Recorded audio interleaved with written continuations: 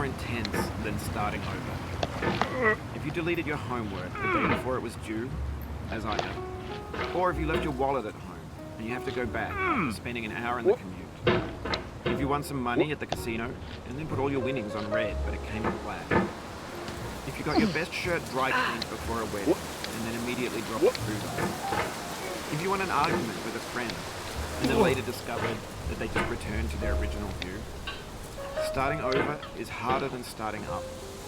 If you're not ready for that, like if you've already had a bad day, and what you're about to go through might be too much, feel free to go away and come back.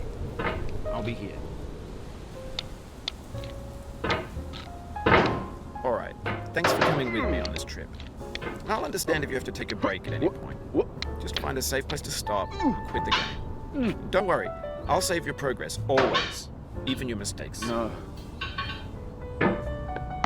This game is a homage to a free game that came out in 2002, titled Sexy Hiking. The author of that game was Jazzuo, a mysterious Czech designer who was known at the time as the father of B games. And B games are rough assemblages of found objects. Designers slap them together very quickly and freely, and they're often too rough and unfriendly to gain much of a following. They're built more for the joy of building them than as polished products. In a certain way, Sexy Hiking is the perfect embodiment of a B game. It's built almost entirely out of found and recycled parts, and it's one of the most unusual and unfriendly games of its time. In it, your task is simply to drag yourself up a mountain with a hammer. And that act of climbing, in the digital world or in real life, has certain essential properties that give the game its flavor. No amount of forward progress is guaranteed. Some cliffs are too sheer or too slippery, and the player is constantly, unremittingly in danger of falling and losing everything. Anyway, when you start Sexy Hiking, you're standing next to this dead tree that blocks the way to the entire rest of the game.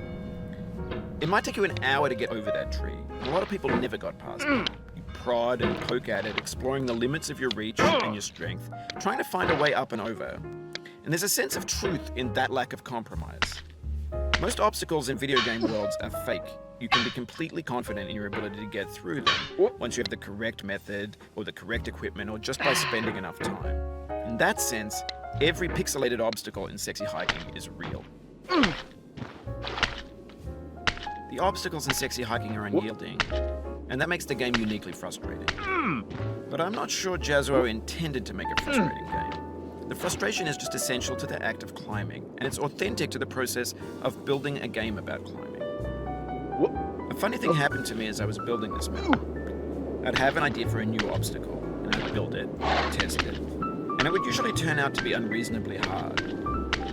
But I couldn't bring myself to make it easier. It already felt like my inability to get past the new obstacle was my fault as a player rather than as a builder. Imaginary mountains build themselves from our efforts to climb them, and it's our repeated attempts to reach the summit that turns those mountains into something real.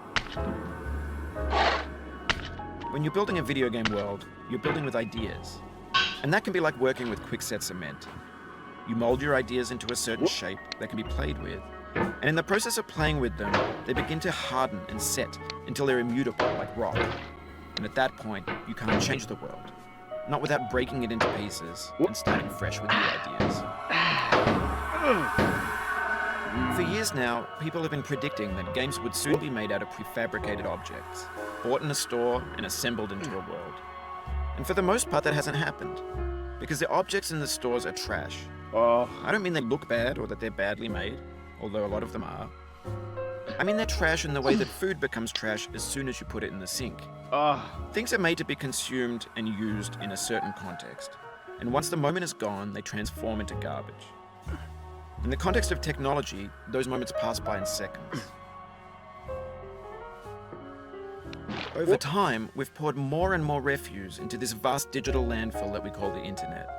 It now vastly outnumbers and